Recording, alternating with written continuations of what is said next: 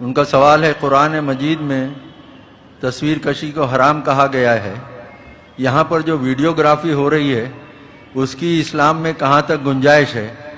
کچھ لوگ T V کو بھی حرام کہتے ہیں، برائے مہربانی وضاحت کریں۔ ایک تو آپ کو مغالطہ یہ ہے کہ قرآن مجید میں تصویر کشی کو حرام قرار دیا گیا ہے۔ قرآن میں کہیں یہ حکم موجود نہیں ہے، بلکہ قرآن میں تو حضرت سلیمان کے بارے میں آتا ہے کہ ان کے لیے جو جنات جو تھے ان کی غلامی میں وہ تماثیل بھی بناتے تھے، مجسمے بھی بناتے تھے، تو مجسمہ سازی بھی حرام نہیں تھی اس وقت۔ اصل میں یہ حدیث نبوی ہے صلی اللہ علیہ وسلم کہ تصویر بنانا اور مجسمہ بنانا جاندار چیز کا وہ حرام ہے۔ اس وقت تک کیمرہ ایجاد نہیں ہوا تھا، بلکہ ہاتھ سے تصویر بنتی تھی۔ جاندار کی تصویر بن رہی ہے تو ہاتھ سے، مجسمہ بن رہا ہے تو ہاتھ سے، تو اس کے تو حرمت پر پوری امت متفق ہے۔ لیکن جب کیمرہ ایجاد ہو گیا تو ایک نئی چیز آ گئی نا، اس میں اختلاف ہو گیا۔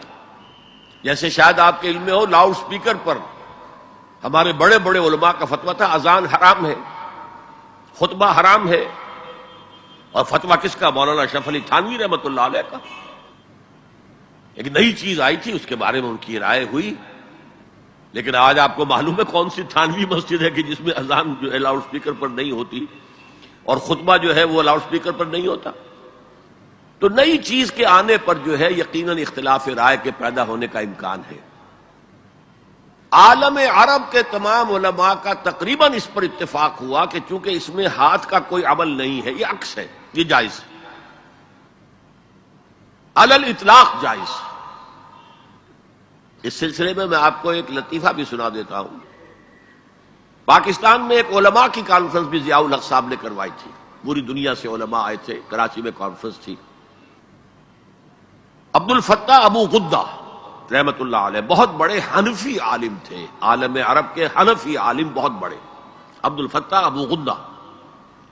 اور یہ اصل میں جو عثمانی حکومت تھی ترکوں کی خلافت والی، اس کے میں جو شیخ الاسلام تھے ان کے شاگرد رشید تھے۔ تو وہ ان سے ملنے کے لیے مولانا محمد یوسف بن نوری رحمت اللہ علیہ وہ گئے، تو ساتھ ہی دعوت دے آئے۔ وہ تو ہوٹل میں جا کر ملے، ساتھ ہی کہا کہ ہمارا وہ دارالعلوم ہے، وہ بھی آپ ذرا وزٹ کر لیجئے، دیکھ لیجئے۔ وقت مقرر ہو گیا۔ اب مولانا نے بھی اپنے کچھ لوگوں کو بلا لیا، جن میں ان کے داماد مولانا محمد تحسین، ان کے بڑے داماد، سب سے بڑی بیٹی ان کے گھر میں تھی، وہ بھی تھے۔ انہوں نے یہ واقعہ مجھے سنایا ہے، یعنی یہ نہ سمجھیے کہ یہ کہیں ادھر ادھر سے سنا ہوا بات ہے، ایک ایسا شخص بیان کرتا ہے جو اس میں موجود تھا، اور جو مولانا بن نوری کا اتنا قریبی رشتہ دار تھا، ان کا داماد، کہ یہ اب انتظار کر رہے تھے کب آئے، تو اطلاع ہوئی کہ آ رہے ہیں، آ گئے تو نکلے باہر ویلکم کرنے کے لیے، دیکھا کہ وہ ایک کیمرہ لٹکائے ہوئے چلے آ رہے ہیں۔ اب یہ انہوں نے محسوس کیا یہ اتنا بڑا عالم دین اور یہ کیمرہ، جیسے عام جو ہے لوگ لڑکے بالے لیے پھرتے ہیں کیمرہ، تو وہ اس طریقے سے وہ کیمرہ لیے پھرے۔ لیکن کیا کہیں، مہمان ہیں، کچھ کہہ نہیں سکتے۔ آ گئے، بیٹھ کر انہوں نے اپنا کیمرہ کھولا اور کہا ذرا ٹھیک ہو جائیے، سورہ اجتماعیہ، میں چاہتا ہوں ایک اجتماعی تصویر ہو جائے گروپ کی، سورہ اجتماعیہ۔ اس پر چیخ پڑے مولانا بن نوری، حرام حرام حرام، ہم نہیں کریں گے۔ انہوں نے کیمرہ تو بند کیا، لائیے دلیل، حرام ہونے کی دلیل کیا ہے؟ جو دلیل انہوں نے دی وہ کاٹ دی، جو دلیل دی وہ کاٹ دی، جو دلیل دی وہ کاٹ دی۔ آخر میں مولانا بن نوری کو کہنا پڑا کہ ٹھیک ہے یہ حرام نہیں ہے، لیکن یہ خلاف تقویٰ ہے۔ آپ نے کہا ٹھیک ہے، آپ اس پر قائم رہیں، خلاف تقویٰ ہے، مجھے اس پر کوئی وہ نہیں ہے، لیکن یہ کہ آپ حرام کہیں گے تو مجھے دلیل دینی پڑے گی۔ آپ